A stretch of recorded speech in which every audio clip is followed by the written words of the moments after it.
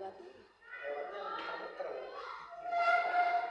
Awas ini Pak, nggak boleh Pak. Assalamualaikum warahmatullahi wabarakatuh. Waalaikumsalam warahmatullahi wabarakatuh.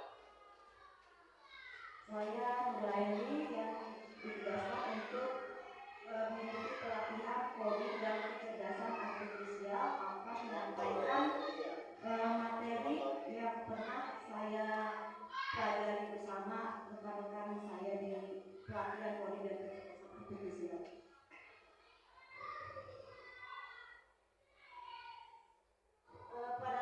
Pada pembahasan ini capaian yang diharapkan yaitu yang pertama, peserta pembahasan dapat mendefinisikan konsep dasar coding dan kecerdasan artifisial. Yang kedua, menerapkan konsep coding dan kecerdasan artifisial dalam proses pembelajaran.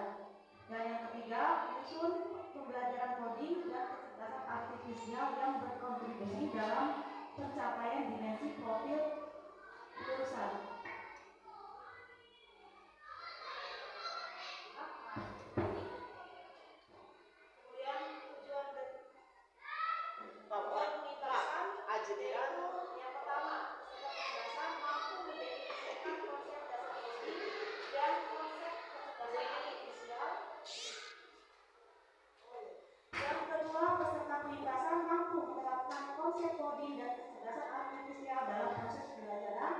Yang ketiga, peserta pembahasan mampu menyusun pembelajaran coding dan kecerdasan artifisial yang berkontribusi pada pencapaian dimensi profil lulusan.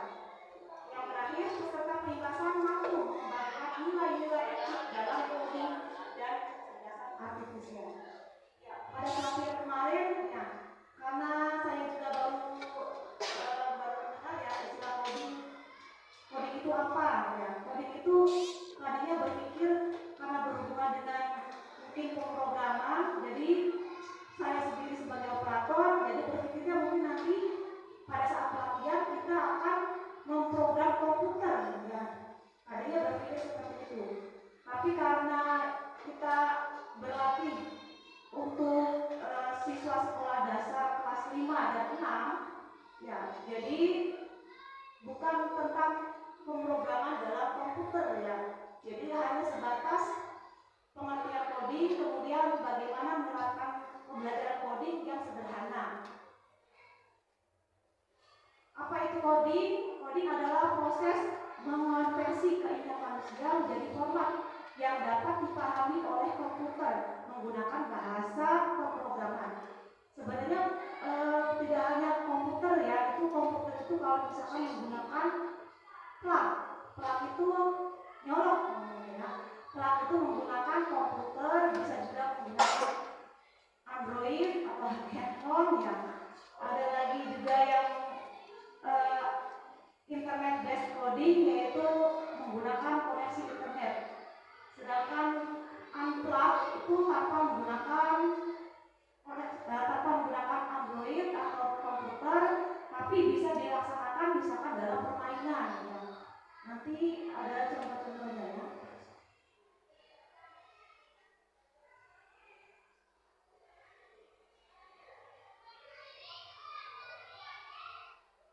Nah, kemudian apa itu kecerdasan artifisial?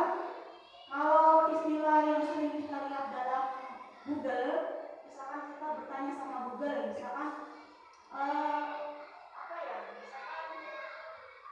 pernah nggak kita menggunakan handphone bertanya, terus dijawab sama Google atau Siri? Siri itu yang menjawab seperti manusia. Itu sebenarnya bukan rekaman dari manusia, ya, tapi itu bahasa komputer atau bahasa AI atau kecerdasan artifisial kalau bahasa Indonesianya. Kalau dalam kesederhanaannya kecerdasan buatan siapa? Buatan manusia. Misalkan kita menggunakan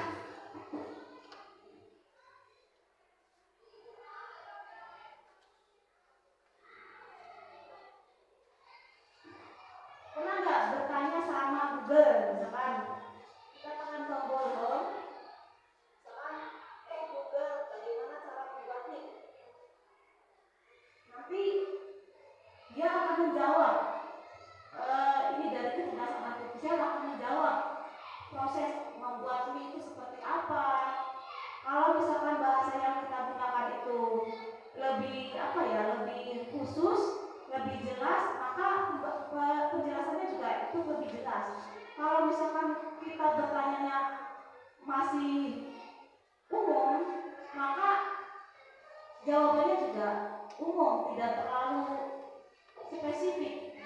Jadi nanti dari sini atau yang itu biasanya yang kayak voice suara-suara itu ya. Jadi dia akan menjawab bagaimana cara proses membuatnya. Misalkan kita pengen ke tempat suatu lokasi, kita tidak tahu jalannya, kita juga bisa bertanya menggunakan Google Maps. Ya, Google Maps. Kemudian dari itu bisa menunjuk jalan sesuai dengan berdasarkan data-data yang pernah diterima di komputer tersebut, dari AI tersebut ya. Kemudian juga ketika kita menggunakan Google Maps, dia akan berdasarkan pengalaman-pengalaman yang yang pernah diminta oleh misalkan manusia ini, misalkan pengen menuju ke Jakarta, misalkan atau jangan jauh-jauh ya, misalkan pengen ke Universitas Wirauda, maka ketika berdasarkan pengalaman yang sudah pernah dipraktekkan oleh beberapa orang, dia akan memberikan rute yang paling cepat bisa ditempuh oleh seseorang tersebut berdasarkan ya yang sudah pernah dipelajari dari Google Maps tersebut. Jadi apa itu kecerdasan artifisial? Kecerdasan artifisial adalah kemampuan mesin untuk meniru kecerdasan manusia, seperti berpikir, belajar, memecahkan masalah, dan membuat keputusan. Apa hubungan antara coding dan KA atau istilah kerennya AI? Coding adalah fondasi dari semua sistem berbasis AI melalui pemrograman. Kita bisa membangun model AI, menulis kode untuk menciptakan sistem yang bisa belajar dari data. Ya, jadi coding itu kalau misalkan kita pengen membuat aplikasi-aplikasi yang mungkin berhubungan dengan kecerdasan, itu dasarnya dari coding dulu. Belajar coding dulu, baru kita bisa menciptakan kecerdasan artifisial atau kecerdasan buatan atau artificial intelligence bahasa Inggrisnya. Jadi belajarnya dari coding dulu, baru kita bisa membuat program atau membuat aplikasi-aplikasi, itu dasarnya dari coding dulu. Kemudian elemen dalam coding yang pertama yaitu berpikir komputasional, yaitu keterampilan pada pola pikir dasar yang tidak terbatas pada ilmuwan komputer, tetapi dapat diterapkan secara universal, artinya bisa digunakan secara terus-menerus, kemudian semua orang bisa menggunakan ya. Kemudian proses berpikir komputasional itu dapat dibedakan menjadi 4 pilar. Yang pertama dekomposisi, yaitu proses memecah masalah besar menjadi bagian-bagian kecil. Kemudian pengenalan pola, yaitu proses mengenali pola atau kesamaan dalam data atau masalah. Kemudian yang ketiga abstraksi adalah proses fokus pada informasi penting, mengabaikan detail yang tidak relevan. Yang terakhir algoritma, yaitu membuat langkah-langkah jelas dan berurutan untuk menyelesaikan masalah. Nah, ini contoh sederhananya, misalkan kita lupa di mana meletakkan kunci motor. Nah, tadi berpikir komputasional itu terdiri dari beberapa pilar ya. Pertama dekonstruksi. Ya, misalkan kita lupa di mana meletakkan kunci motor. Jadi kita telusuri dulu kegiatan dari pagi sampai waktu sampai kehilangan itu ngapain aja. Sampai kuncinya kehilangan itu. Nah, itu pola. Nah, biasanya naruh kuncinya di mana? Kalau misalkan pola itu kan kalau istilahnya kan proses mengenali pola atau kesamaan dalam data atau masalah, atau bisa juga misalkan ada foto kucingnya, kucing misalkan kita nggak tahu itu tuh namanya apa sih, kucing bukan misalnya. Nah, berdasarkan kita foto memakai Google Lens itu kamera yang ada di Google. Saat kita membuka Google, kemudian buka kamera Google, nah kita foto kucing. Nah, karena sudah ada beberapa data-data bahwa gambar tersebut namanya kucing, nanti akan muncul bahwa itu namanya kucing. Nah, itu pengenalan pola. Karena berdasarkan data-data yang sudah diterima mungkin dari sisi miring, dari sisi depan, dari sisi atas, belakang, itu namanya kucing. Nanti akan muncul bahwa itu namanya kucing.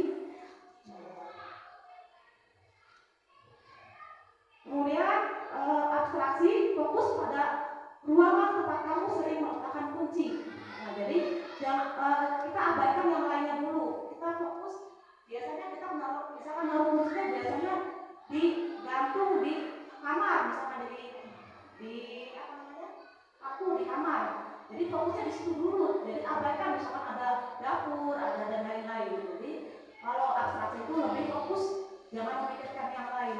Misalkan kita mau pesan makanan, kita fokus pesan makanan, pengennya spaghetti 3 porsi, fokusnya di spaghetti 3 porsi. Tidak fokus bagaimana cara membuat spaghetti dan lain-lain, bagaimana bahan-bahannya. Jadi fokus apa yang diutamakan dulu. Kemudian algoritma, yaitu buat langkah-langkah pencarian. Nah, mulai dari yang utama, jadi dari kamar, kemudian dapur, ruang tamu, dan seterusnya. Kemudian elemen dalam coding dan kecerdasan artifisial.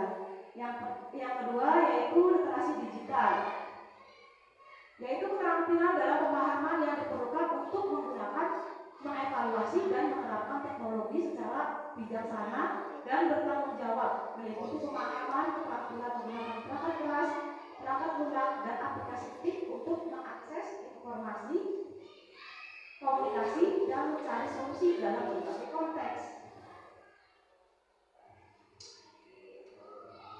Elemen yang ketiga yaitu literasi dan etika kecerdasan artifisial. Ya.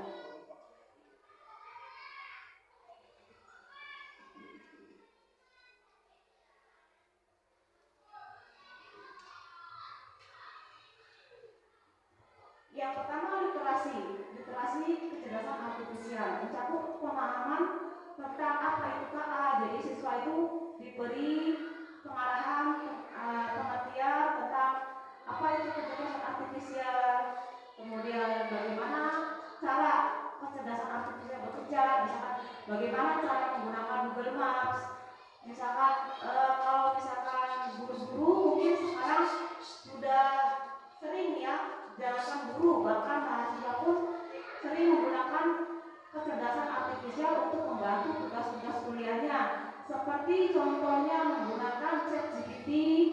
Ada mungkin gambar kalau ChatGPT misalkan Bu Haji pengen membuat modul ajar. Modul ajarnya apa?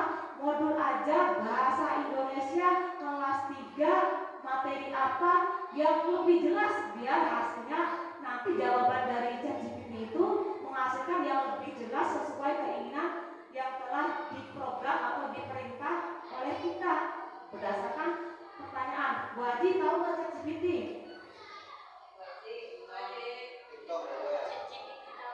Tahu nggak ChatGPT, Bu Haji? Panganan apa sih dia? Orang mati. Kita mati nasional. Gimana lagi bahas Bu Haji, bener Bu Haji? Dari sinyal Bu. Iya. Balik.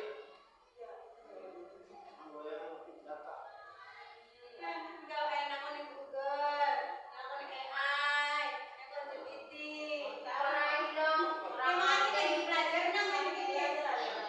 Oke, dia lagi belajar nang.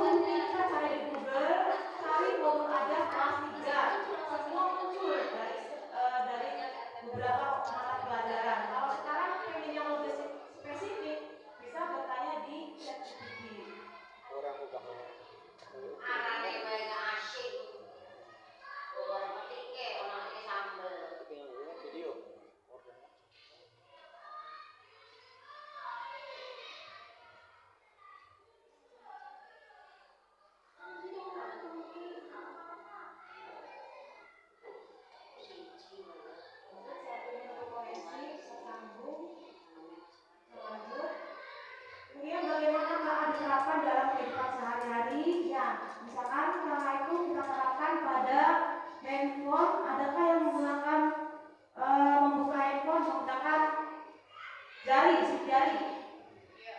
Ya, mungkin ada juga yang misalkan punya aplikasi bank mobil menggunakan wajah.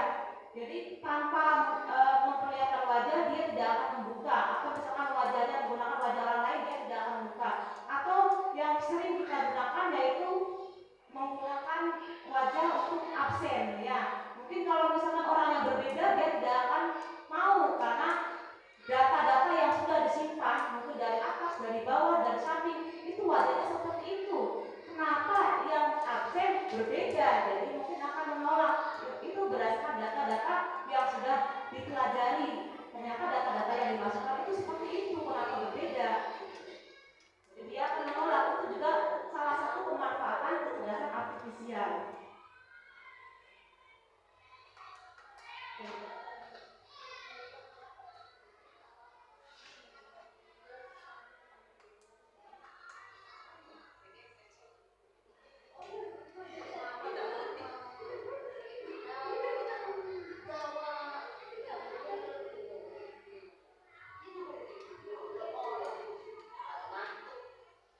Kemudian etika kecerdasan artifisial mencakup pemahaman tentang kesadaran akan bias dan ketidakadilan dalam kecerdasan artifisial merupakan hal yang sangat penting.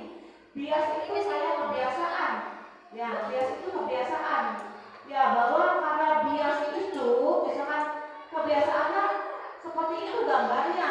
Jadi pernah suatu kejadian dari program tes wajah itu, misalkan yang tadinya ditelusuri itu wajahnya wajah misalkan orang yang berkulit golongan Amerika misalkan, ya.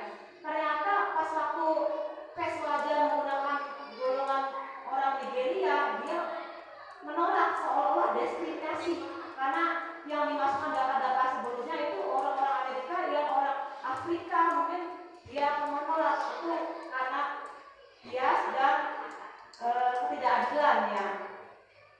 Kemudian privasi data.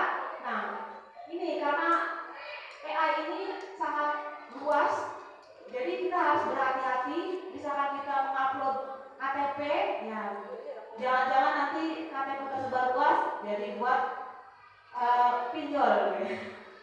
Jadi harus berhati-hati karena ini, ya, kecerdasan buatan banyak sekali, ya, jangan sampai disalahgunakan. Kemudian tanggung jawab dan akuntabilitas dalam pengembangan dan penggunaan KA sangat penting. Peserta didik harus memahami bahwa mereka bertanggung jawab atas bagaimana mereka menggunakan KA dan teknologi digital lainnya. Ya, misalkan pernah suatu kejadian dari CCTV terlihat orang memungut dompet, kemudian dimasukkan ke dalam tasnya, padahal dia tidak mencuri. Ya, mungkin dia ada maksud mengembalikan atau apa, tapi infonya cuma setengah-setengah saja. Kemudian diedarkan bahwa si A itu mencuri. Buktinya CCTV, dia memasukkan dompet tersebut. Akhirnya apa? Akhirnya semua menghujat, padahal dia tidak bermaksud mencuri. Mungkin menemukan adanya yang mengembalikan, cuma belum ditelusuri langsung menuduh dia mencuri. Itu, ya. Kemudian keterbukaan dan transparansi dalam algoritma dan data KA sangat penting. Peserta didik perlu memahami bahwa sistem KA tidak selalu bekerja seperti otak kita, dan tentunya memahami bahwa bagaimana sistem KA mengambil keputusan. Nah, ini contohnya misalkan kita sudah ketergantungan menggunakan ChatGPT, misalkan kita bertanya misalkan 6 tambah 10 sama dengan 16, pasti di ChatGPT pasti ada jawabannya. Misalkan kita bertanya siapa presiden Republik Indonesia saat ini, nah misalkan ChatGPT jawabnya Jokowi, itu benar apa salah? Nah, salah. Kenapa bisa muncul Jokowi? Nah, karena ChatGPT ini AI ini tidak hanya ChatGPT, berdasarkan data-data yang dia terima, ternyata dia mengambilnya pencarian dari AI-nya mengarahnya ke Jokowi. Jadi kita tidak harus selalu percaya sama jawaban-jawaban dari AI karena tidak selalu benar. Seperti itu, padahal jawabannya harusnya Prabowo, ternyata ChatGPT jawabnya Jokowi. Itu karena dia mengambil datanya, data presiden yang dari mana gitu, dari kapan ngambil datanya tuh. Ternyata mungkin juga data yang Presiden Prabowo belum dimasukkan sehingga dia belum menemukan, sehingga dia ketemunya baru sampai di Jokowi. Itu berdasarkan data-data yang dia terima di komputer ya. Jadi tidak selalu benar jawabannya. Saya juga pernah misalkan pada pelajaran statistika, saya pernah mencoba bertanya sama ChatGPT jawabannya apa. Cuma karena saya sendiri kurang yakin, jadi lebih pengen coba sendiri. Ternyata jawabannya berbeda dari yang telah saya pelajari sendiri, dari yang saya jawab sendiri. Ternyata pas dikoreksi bersama-sama misalkan sama dosen, ternyata jawaban saya lebih benar daripada jawaban ChatGPT. Jadi walaupun dia itu cerdas, tapi masih memiliki kelemahan, jadi tidak selalu benar.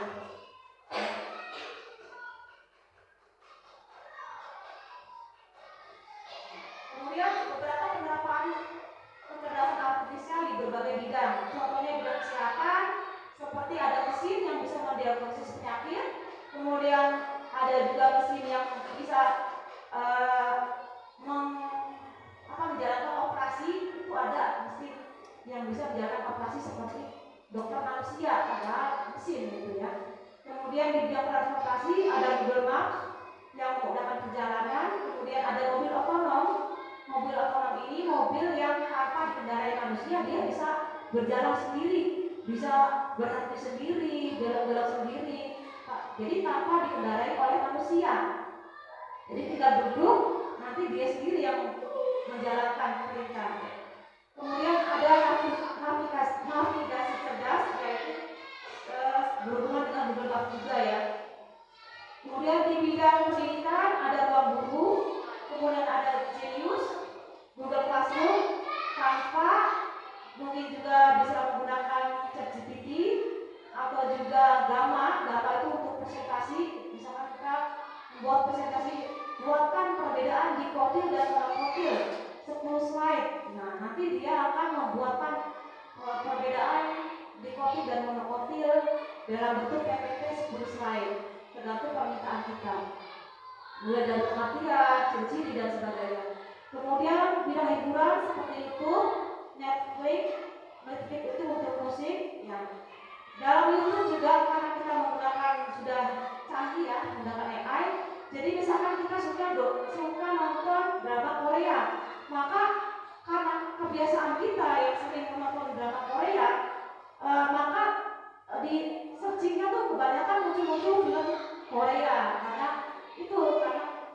berdasarkan data-data yang diterima berdasarkan riwayat history, dia akan menunjukkan data-data yang sering diterimanya. Jadi itu karena kecerdasannya. Kemudian bidang keamanan itu ada face unlock, ya wajah, ya, untuk handphone, closed circuit, kemudian CCTV. Nah, ya kemudian ini contoh dari